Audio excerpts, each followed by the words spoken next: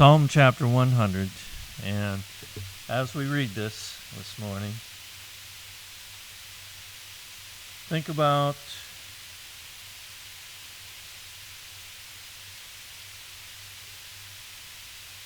the phrase, serve the Lord. Serve the Lord.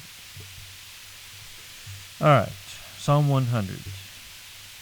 Make a joyful noise unto the Lord, all ye lands. So, this morning we're going to be singing. Some people can sing, some people can make joyful noise. Unto the Lord, which the Lord enjoys that. Make a joyful noise unto the Lord. So we're going to do that this morning. We're going to praise the Lord in song. Verse 2, serve the Lord. Serve the Lord. Go ahead and serve the Lord. With gladness, not reluctantly, not out of duty. Serve the Lord with gladness. It's not a drudgery, it's a joy. Serve the Lord with gladness, come before his presence with singing. Know ye that the Lord, he is God. It is he that hath made us, and not we ourselves. We are his people, and the sheep of his pasture. He has made us. He's made us what we are. And, we can always improve. We can do better. But the Lord, he made us. So serve the Lord. Enter into his gates with thanksgiving and into his courts with praise. Well, this is talking about the temple, but, we can apply this to the church. Entering into church with thanksgiving and praise. Be thankful unto him and bless his name. So, going to church, entering into his gates. For the Lord is good. His mercy is everlasting. He is merciful. So none of us are without sin. God is merciful to us. And he wants us to serve him. The Lord is good, his mercy is everlasting, and his truth endureth to all generations. I want to have some lessons, not sure how many, but we're looking at being used by God. That's the organ.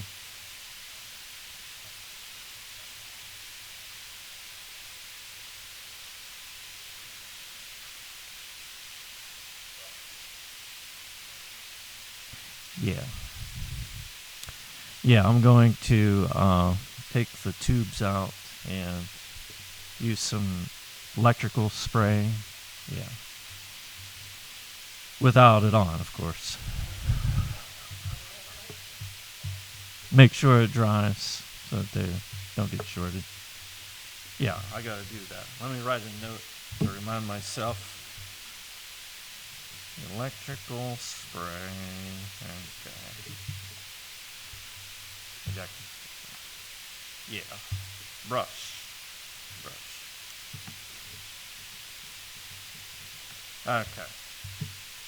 Okay, where were we? Being used by God. So, to be used by God.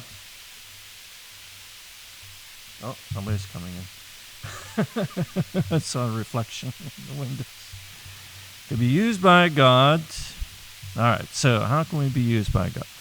Be used by God to reach others for him. Souls. Yeah, to reach souls. Now, there's a lot of Christians, they think, I'm not good enough to do that. And, the devil, he wants to keep them thinking about their shortcomings and their sin, and I'm too sinful to do that. If people knew, the way I live, well, the thing is, how are we saved? By grace, through faith. So just tell people anyhow how to be saved. But, we should try to do what's right. But even if we don't, we can still tell people about the Lord. And we should. Okay, so being used by God to reach others for Him, to glorify Him, to teach, maybe teach a children's class. You can think, oh, well, I can't do that. Well, you don't know what you can do. It's a lot of things that you think that you can't do, and then you find out later that, hey, I can do that. So teaching a children's class, or, if you're a lady, teaching a ladies' class, it's possible. Singing, so we saw singing in this psalm. Singing a special? Oh, no, I couldn't do that. This is where people get scared away from church. Start to try to get them, thinking about, what if you could get up and sing? Yeah. No. Yeah. They don't come back to church because it was suggested to them. But, you just don't know what you can do. And your voice, it might not be as bad as what you think it is. It could be better than you think. It's, maybe a little bit of training, we could do that here, help out with that. That's what choir was for, to help people with that. But it's possible. Serving the Lord, working for God in the church. Things that we can do in the church. There's things we can do. There's something that you can do.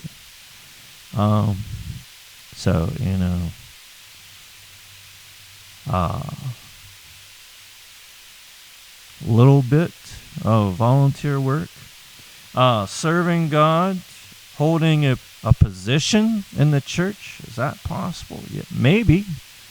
There might be a position that you could have, an officer of the church. That's possible also. So, so there's needs, and the Lord needs us to serve Him. All right, just being in church. So we're stepping back a little bit. It says about entering into His gates with thanksgiving. Just being in church. There's some people that, they sin and then they think, oh, I can't go to church. I can't be in church because, I did some bad things. So I can't do that. Well, the thing about church is that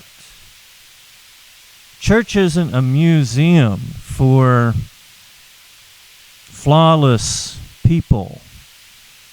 Church is more like a hospital to help us to be better.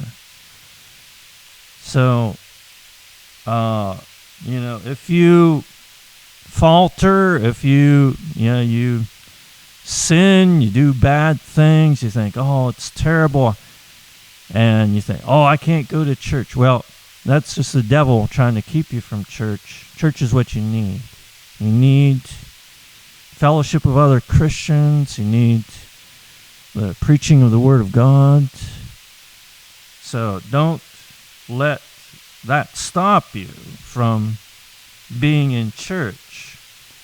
And then many, they think, oh, the Lord can't use me, for whatever reason they think that. They think, I'm not able, I'm not capable, I don't have any special abilities, I don't have any gifts. Well, actually, every Christian has a gift that the Lord has given to them, a special ability that the Lord has given to them. So you have to figure out what that is. You have to develop that then. All right, so, some people, when it comes to serving the Lord, they think, oh, I'm not smart enough to do that. Well, actually, God uses the base things of this world. So, if you feel like you're not smart, maybe you're better off. Or they think I'm not strong enough, or they think I don't have any special abilities, or more than not, will think, well, I'm not good enough. I'm too sinful. I'm too bad. So this morning we're going to start looking at, in the Bible, at the lives of people in the Bible, and we're going to look at the lives of those whom God has used, and show you don't have to be flawless to be used by God. All right, so some examples from the Bible. We're going to start in Genesis chapter 9. And the first one we're looking at is Noah. And Noah, he built the ark, or the great flood. And so all the wildlife, all the animals were spared from annihilation. Enough of them that they could reproduce and start over. The world started over. Noah, his wife, his 3 sons, and their 3 wives started the world all over again. I want you to see what happened then with Noah in chapter 9 and verse 18. This is after the flood, the water receded. They got off the ark and they started doing things, started the world all over again, started planting. Chapter 9, verse 18. The sons of Noah that went forth of the ark were Shem and Ham and Japheth. And Ham is the father of Canaan. These are the 3 sons of Noah, and of them was the whole earth overspread. Verse 20. And Noah began to be an husbandman, and he planted a vineyard. A husbandman, someone that they have a vineyard, grapes. Verse 21, and he drank of the wine and was drunken, and he was uncovered within his tent. The Bible tells us Noah, this great man, God found grace in his sight, and had him build the ark and spared the world, the animals, and started the world over, and tells us Noah got drunk and shamefully exposed himself, was naked in his tent. His family saw his nakedness. So, this isn't right, but God did use him And God can use us too.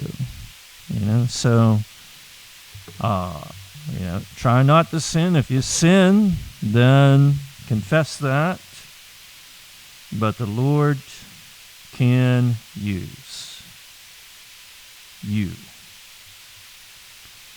All right. Next one look at is Abraham. And we're looking in chapter 20.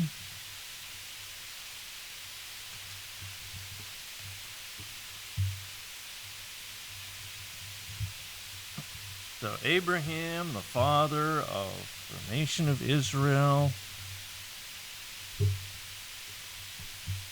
Let's take a look at Abraham. What kind of man was he? I mean, the Lord favored him, chose him. But let's see about Abraham here. Chapter 20, and verse 1. And Abraham journeyed from thence toward the south country and dwelled between Kadesh and Shur and sojourned in Gerar. And Abraham said of Sarah, his wife, she is my sister. And Abimelech, king of Gerar, sent and took Sarah. Abraham lied. You see that? So he lied? He told a lie.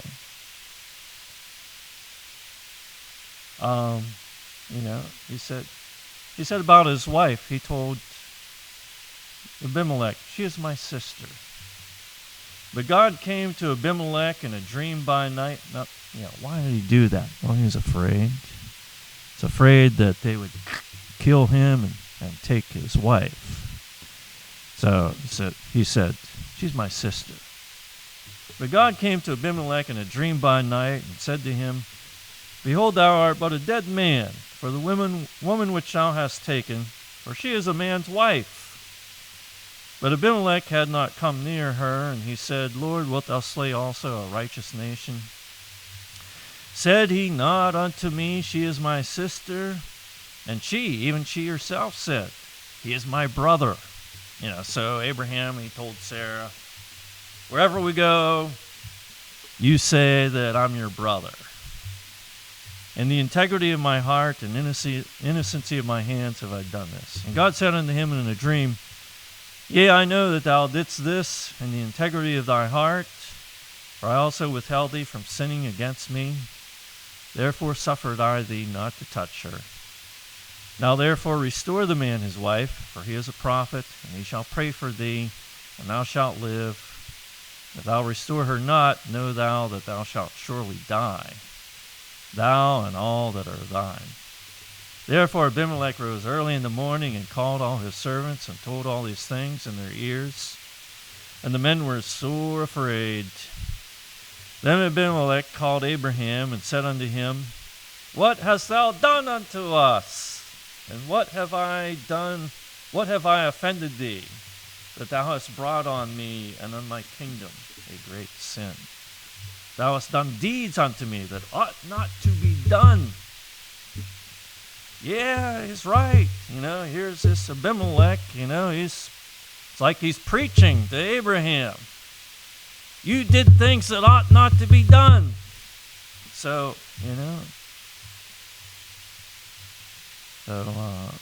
Abraham lied. He shouldn't have done that. Well, he had a reason for it, didn't he? He thought he did. And Abimelech said unto Abraham, what sawest thou that thou hast done this thing? And Abraham said, because I thought, surely the fear of God is not in this place, and they'll slay me for my wife's sake. And yet indeed she is my sister, she is the daughter of my father, but not the daughter of my mother, and she became my wife. So, at that time, the law was different about, didn't have, that was considered all right at that time, but yeah. And it came to pass, when God caused me to wander from my father's house, that I said unto her, This is thy kindness, which thou shalt show unto me, at every place whither we shall come. Say of me, He is my brother. And Abimelech took sheep and oxen and men servants and women servants, and gave them unto Abraham, and restored him Sarah his wife. And Abimelech said, Behold, my land is before thee, dwell where it pleaseth thee. So Abimelech, to make sure that everything was all right, he gave, maybe I should turn it off. He gave Abraham all this stuff. And unto Sarah he said, Behold, I have given thy brother 1,000 pieces of silver. Behold, he is to thee a covering of the eyes, unto all that are with thee, and with all other. Thus she was reproved. So Abraham prayed unto God, and God healed Abimelech and his wife and his maidservants, and they bare children. For the Lord had fast closed up all the wombs of the house of Abimelech, because of Sarah, Abraham's wife. So Abraham, he gets all this stuff from Abimelech. Well then, it worked out in the end for him, right? So it's all right, right?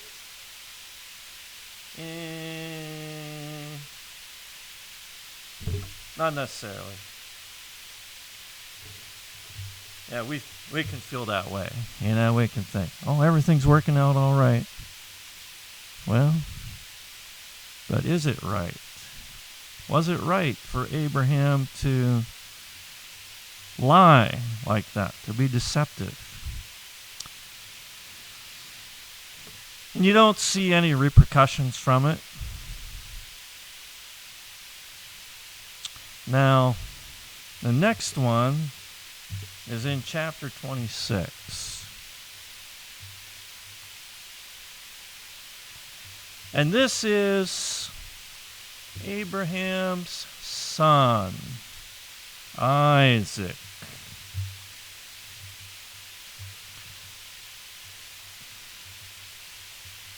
Chapter 26, verse 1. And there was a famine in the land, beside the first famine that was in the days of Abraham. And Isaac went unto Abimelech, king of the Philistines, unto Gerar. So here's Isaac. He goes back to the same guy that his father went to. And the Lord appeared unto him and said, Go not down into Egypt, dwell in the land which I shall tell thee of. Sojourn in this land, and I will be with thee, and will bless thee. For unto thee and unto thy seed I will give all these countries. And I will perform the oath which I swear unto Abraham thy father. And I will make thy seed to multiply as the stars of heaven, and will give unto thy seed all these countries, and in thy seed shall all the nations of the earth be blessed. Because that Abraham obeyed my voice and kept my charge, my commandments, my statutes, and my laws. So, there was good about Abraham. So, he did some bad stuff, but he had good too. There was other bad stuff. He had a child by his wife's handmaid, because he lacked faith that God would give them a child. Ishmael was born. Here it says about Isaac. Isaac dwelt in Gerar, and the men of the place asked him of his wife.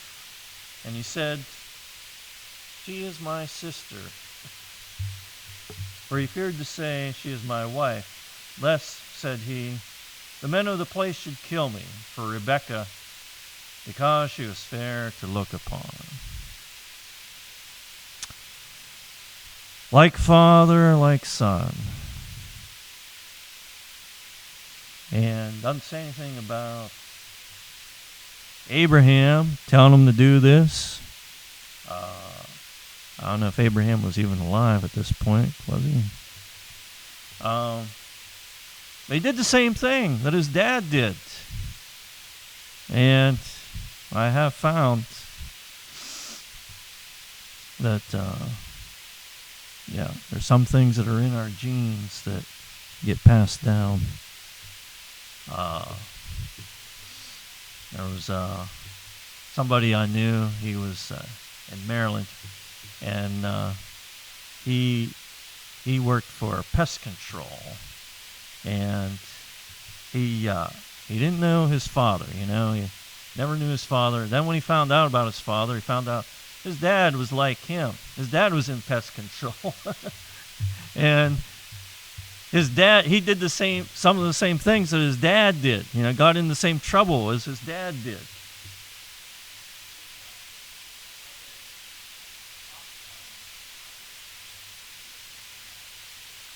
Yeah. Yeah. Yeah. God used Isaac, Abraham. Well, Isaac came from Abraham.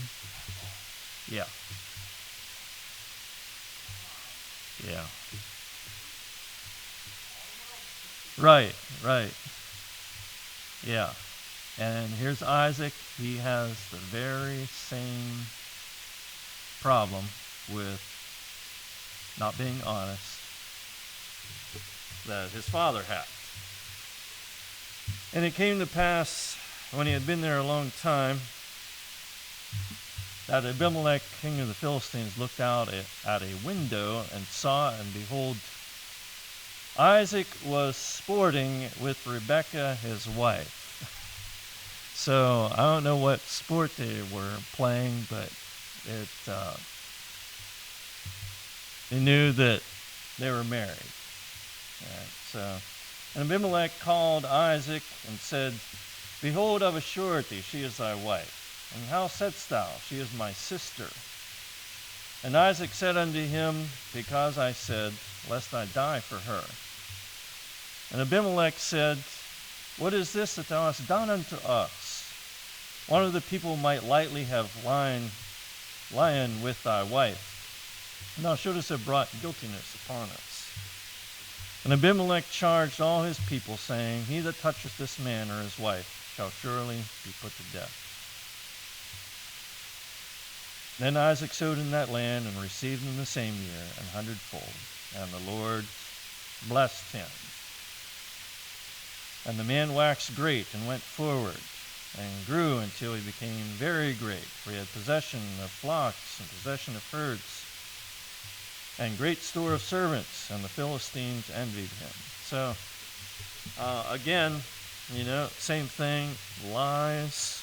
Now, and he was used by God, and nothing bad seemed to happen. All right, now, the sins of the fathers are visited upon the children. And so we come to chapter 27, and we have Isaac's son, Jacob.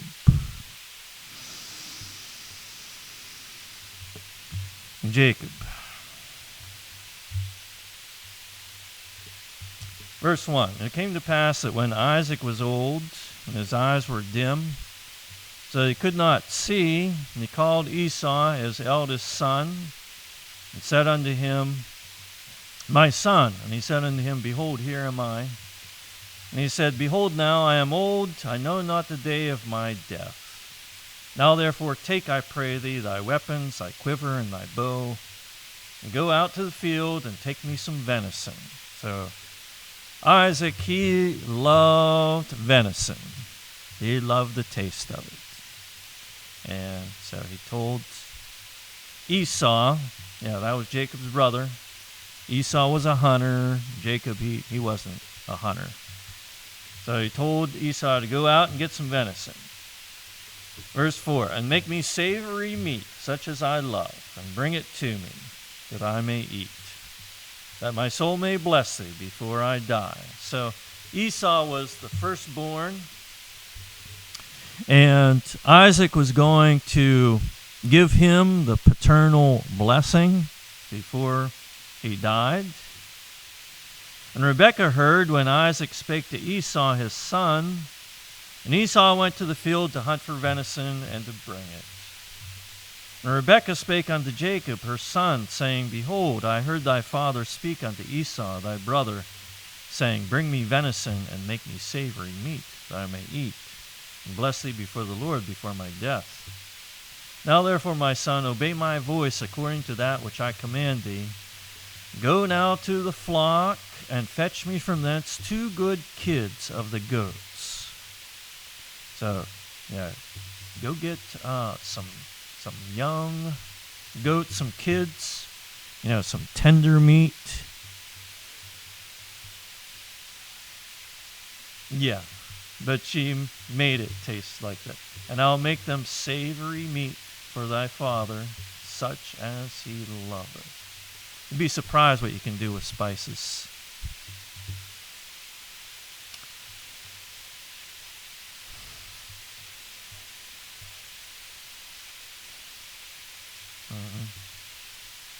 Thou shalt bring it to thy father, that he may eat, and that he may bless thee before his death.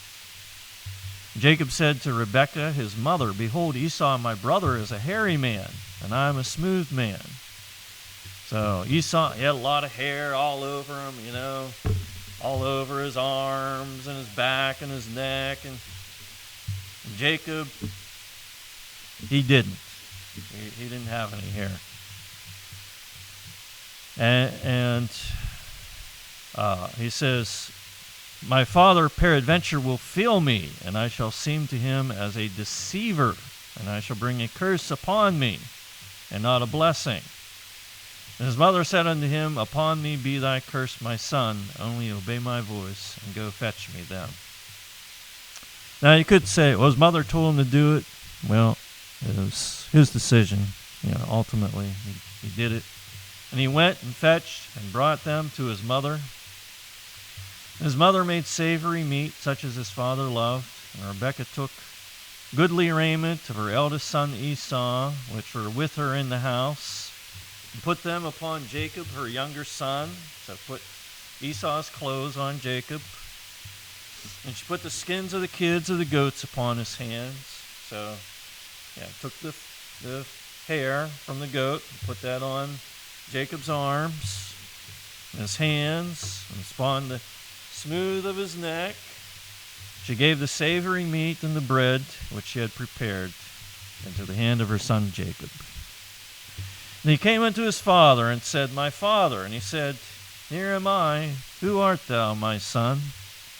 Jacob said unto his father, I am Esau, thy firstborn. I have done according as thou badest me. Arise, I pray thee, sit and eat of my venison, that thy soul may bless me. Isaac said unto his son, How is it that thou hast found it so quickly, my son? And he said, Because the Lord thy God brought it to me. And Isaac said unto Jacob, Come near, I pray thee, that I may feel thee, my son, whether thou be my very son Esau or not. And Jacob went near unto Isaac his father, and he felt him, and said, The voice is Jacob's voice, but the hands are the hands of Esau. And he discerned him not, because his hands were hairy, as his brother Esau's hands. So he blessed him. And he said, Art thou my very son Esau? And he said, I am. And he said, Bring it near to me, and I'll eat of my son's venison, that my soul may bless thee. And he brought it near to him, and he did eat, and brought him wine, and he drank. And to make this long story short, I'll just say that Isaac did gave Esau the blessing. So Jacob, he was deceitful. He lied about this. And, you can think, well, the Lord used him. Yes, the Lord, that's what we're trying to say. The Lord can use us. Not saying it's right to do this, but the Lord can still use you. Now, there are consequences when we do what's wrong. And one of the consequences that Jacob had was that Esau was angry with him and wanted to kill him. And so Jacob had to run from him. So, with wrongdoing, if we sin, then there's going to be bad results. There's going to be consequences to it somewhere, somehow. And so we need to be aware of that. All right, so before we finish today, I want to take you to Joseph in chapter 46. This is one of Jacob's sons. So Jacob had 12 sons. So we have family of liars here: Abraham, Isaac, and Jacob. Jacob means deceiver. And that was because Esau and Jacob were twins, and Jacob started to come out, but Esau ended up coming out first. So, yeah, that's why I call him Jacob. But he ended up being a liar too. So, all right. So we want to see this before we're done today. Chapter 46. And Joseph, yeah, he was sold into slavery, went down into Egypt, and he became a prisoner.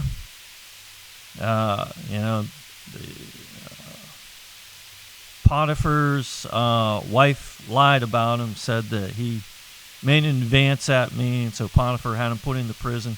And then Pharaoh had a dream, and Joseph interpreted the dream, and Joseph got out of prison. He became second in command in Egypt, was a powerful man. So what happens to Joseph then? His family comes down to Egypt, and Joseph takes care of them. And in chapter 46, verse 31, I want you to see this. And Joseph said unto his brethren and unto his father's house, I will go up and show Pharaoh, and say unto him, My brethren and my father's house, which were in the land of Canaan, are come unto me. And the men are shepherds, for their trade hath been to feed cattle, and they have brought their flocks and their herds, and all that they have. Shall come to pass when Pharaoh shall call you, and shall say, What is your occupation?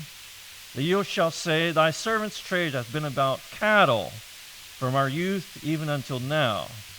Both we and also our fathers, that we may dwell in the land of Goshen, for every shepherd is an abomination unto the Egyptians. So here we have Joseph. He wants his brethren to lie to Pharaoh about their occupation. So, he said, the Egyptians, they didn't like shepherds. All right, chapter 47. Then Joseph came and told Pharaoh and said, My father and my brethren and their flocks and their herds and all that they have are come out of the land of Canaan, and behold, they are in the land of Goshen. And he took some of his brethren, even 5 men, and presented them unto Pharaoh. And Pharaoh said unto his brethren, What is your occupation? And they said unto Pharaoh, Thy servants are what? Shepherds. So, Joseph, he told them, that say that you take care of cattle. And here they have their sheep and their goats, and they tell them, we're shepherds, both we and also our fathers.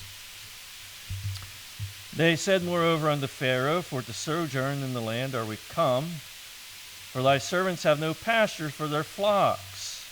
For the famine is sore in the land of Canaan. Now therefore we pray thee, let thy servants dwell in the land of Goshen. And Pharaoh spake unto Joseph, saying, Thy father and thy brethren are come unto thee. The land of Egypt is before thee, and the best of the land make thy father and brethren to dwell. And the land of Goshen let them dwell, and if thou knowest any men of activity among them, then make them rulers over my cattle. So what we see here is that Joseph said he wanted them to lie about their occupation. And they just came out and they told Pharaoh what they were. They said, we're shepherds. And instead of, Joseph thought that wouldn't be good for him. But Pharaoh, he told them, he said, take the best of the land of Goshen. That's where the Nile Delta was. And he said, that's your land right there. So he looked favorably upon them. So what we see here, we see Abraham, Isaac, Jacob, and then, that's 3 generations. All right, now, what I see is a breaking of that chain. So, Joseph's brethren, they broke the chain. And that's what we need to do. So you have in your background maybe bad things. Break the chain. Put an end to it. Let's get it out. Put a stop to it. And so I just wanted to throw that in there today to show what happened with them. All right, so next week we're going to be looking at more people that God used and what things that they did, and that so you can see that we don't have to be flawless to be used by the Lord. The Lord, who does he have to use? All he has is us to use. So we should be the best that we can be, but, you can be used by God. All right, let's pray. Heavenly Father,